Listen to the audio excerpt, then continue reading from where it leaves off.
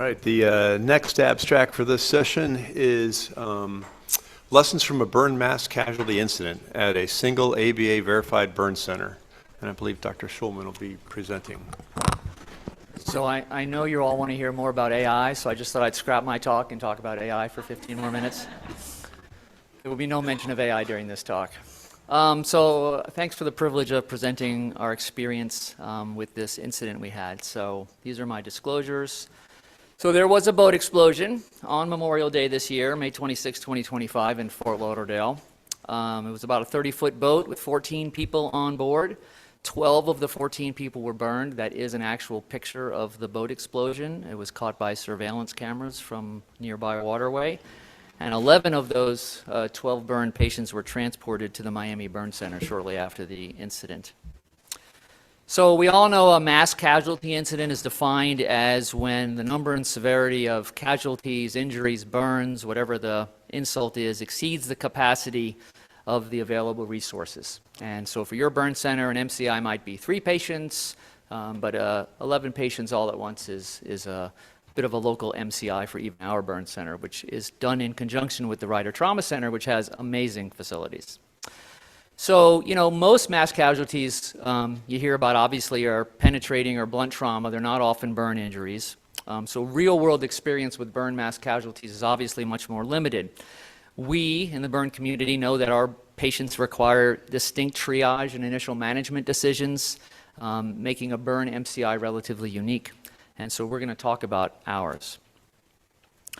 So we actually had a big after-action review, and we did a debrief that included the hospital leadership, the nursing leadership, the physician leadership, everybody that was involved with this event a couple of days after the event when things were sort of settling down. And what you're going to hear in this presentation for the next few minutes is what we came up with in terms of things that worked well for us, and perhaps some tips and tricks that you could potentially employ if this ever happens to you. So as I mentioned, we saw 11 patients as part of this event. They were in age from 5 to 41 years old. There was an entire complete family, mom, dad, kids on the boat. Over 90% had greater than 10% burns. Almost 3/4 had greater than 20% burns. 4 of them ended up being intubated shortly, either prior to or shortly after arrival. Of course, like all things, this had to take place on a night, on a holiday, so you know hospital resources are not abundant during those times. And we activated our local MCI response. Our trauma center has a local MCI response. This is what it looks like.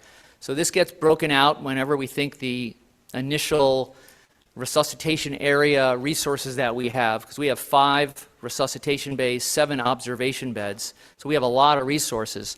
But a lot of times in mass casualties, it's not the facility that fails, it's the personnel. You need a lot more personnel. So if you look at this checklist under notify, you're talking about notify the OR, the ED, all of the ICUs, the step-down units, the floors, people you're going to need to get beds from, and then talk about where your extra personnel are going to come from.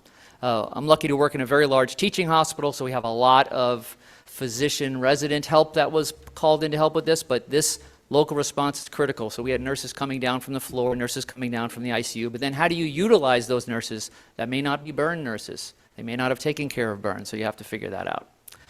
So this is the demographics. So you see from 5 to 41, the biggest burn was our 7-year-old with an 80% total body surface area burn. The biggest adult burn was a 55% total body surface area burn.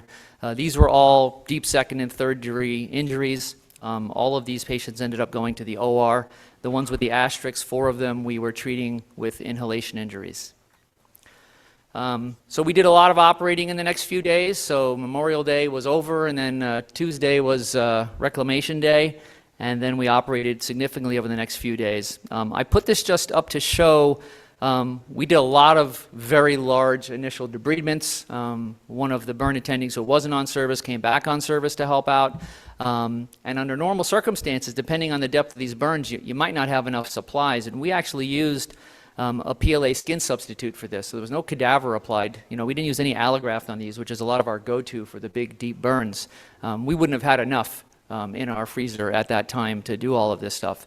And it worked exceedingly well, but you can see the amount of square centimeters, even for the burn surgeons, 40,000 square centimeters of operative excision, debridement, and coverage in 4 days is a lot of operating.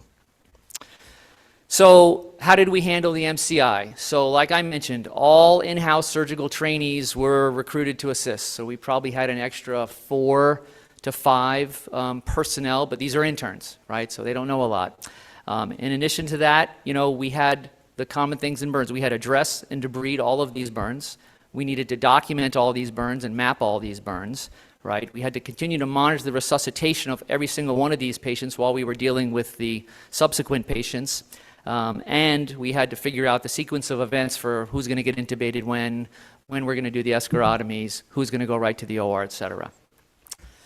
So 1 patient arrived intubated, 3 were intubated in our resuscitation area after determining the extent of their injuries and the suspicion for their inhalation injuries. 2 of them were actually short of breath, so it was easy. Both of the pediatric patients were the more severely depth burn patients. They both required escharotomies.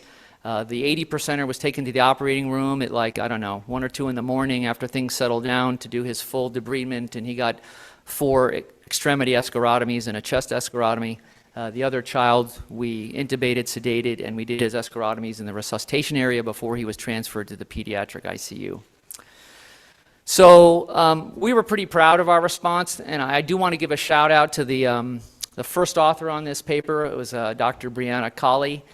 She's an exceptional physician and third-year resident who rotated through burns recently, and she was in charge of this event, right? So I was the one making all the decisions, but she was clearly in charge of this event, and she had everybody working in quite unison. So I've got to give a lot of credit to her as I tell you how we managed this event, because she did a lot of this coordinating. But we had all of this done in the first 3 or 4 hours, right, for all 11 patients. Fluid resuscitation, burn maps, photos, EMR, dressings, all ready to go, and that's when we went to the OR with the other one. So what did we find? We have Cerner as a medical record. We're transitioning to Epic like the rest of the world, but right now we have Cerner, and we currently don't have a burn map electronic in Cerner, so we have a paper burn map that we fill out on. It's got the London Browder chart on it, and the top of it, it's got the estimated burn size and the resuscitation formula that we're going to use with the rate that should be used. And we found that just taping that piece of paper to the bed was very effective, because we had a lot of handoffs in providers. They would go from this nurse to that floor, and since everybody else was doing other things, there wasn't a lot of perfect handoffs. And so just taping that to the bed was very effective, especially when they got to their final location, so the continuity of care was there. They didn't have to make a lot of phone calls. They didn't have to look in the chart, which might have been wrong at the time. So that was a really good one. Then we had to divide the roles of the people that were there into what suited their expertise, right? You couldn't just tell an intern to go debride that wound. They've never seen a wound, right? So the intern and lower levels were assigned mostly with just taking pictures. I mean, I realized you could probably just have the clerk taking pictures if you really were shorthanded. That requires no medical expertise. And they assisted with some of the debridements. Our burn-trained resus and other nurses that came from the hospital, they were the ones in charge of the dressings and overseeing some of the debridements, whereas the nurses that came from just, a non-burn area that were come to help, they were administering medications and doing things that were non-burn specific. So that was a very good delegation of duties. We had a couple of 3rd and 5th year residents that came down. They had already rotated through burns. They do 2 months with us on burns. They were all our experts, and they could do it all, but they really made sure that all of the resuscitations were well, and the debridements and dressings were done well. And we're also fortunate enough to have an emergency medicine to help with the documentation. So all of this ensued to make a really good response. So as I mentioned, both children got intubated to the PD ICU. 6 adults went to our adult burn ICU. We share it with the trauma ICU, so we have flex space. 2 were admitted to the floor, and 1 was admitted for observation overnight and went home. All of our fluid resuscitations were done with what I call the ABA consensus formula. It's at 2 to 4 cc's depending on age, mechanism, et cetera. And they all got FFP supplementation, which is our protocol for burns greater than 20%. I did find when I rounded at like 3 or 4 in the morning, going around just checking through the ICU patients, that some of the orders hadn't been initiated. So it's one of those things where in the melee, you've just got to go back over it time and time again to make sure things are being done right. We didn't have any delayed intubations. 2 of the adults, both of the ones that got intubated, ended up on ECMO for hypoxia on post-burns day 3 and 4. And we got through 7 of the 10 patients who required excision and grafting. They were all operated on within 84 hours, which is basically how you go from Tuesday to Friday. We did not open the ORs on the weekend. So what came out of this? In review of these patients' records and charts, we didn't find any under resuscitation in the first 24 hours. I actually think the FFP helps a lot with that. We didn't have any documented complications from over-resuscitation because we did some prophylactic escharotomies in the kids. You could argue 2 people went on ECMO. That's a complication, but it didn't seem to be from their too much fluid based on our calculations. 10 of 11 were successfully discharged. Unfortunately, one of the 2 patients, the adult patients that went on ECMO, did not survive. The other one did. So what are the takeaway points? Given the unique nature of a burn mass casualty, you've really got to keep track of your resources and how best to utilize them. So I came up with 3 sort of unique roles for this burn mass casualty. You need to have a photo and a MAPSAR.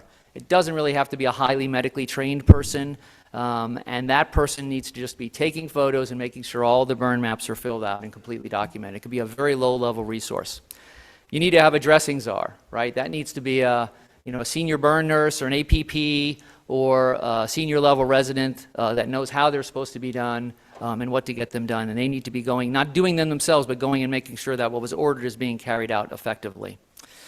You've got to have someone who's constantly checking on the fluid resuscitation. Again, this is a senior burn resident or an APP, and making sure their orders are being carried out appropriately. Obviously, as you can imagine, in the resource utilization, not only do you have not enough people to just dress these, but then in the follow-up to keep track of everything on an hourly basis can be very challenging.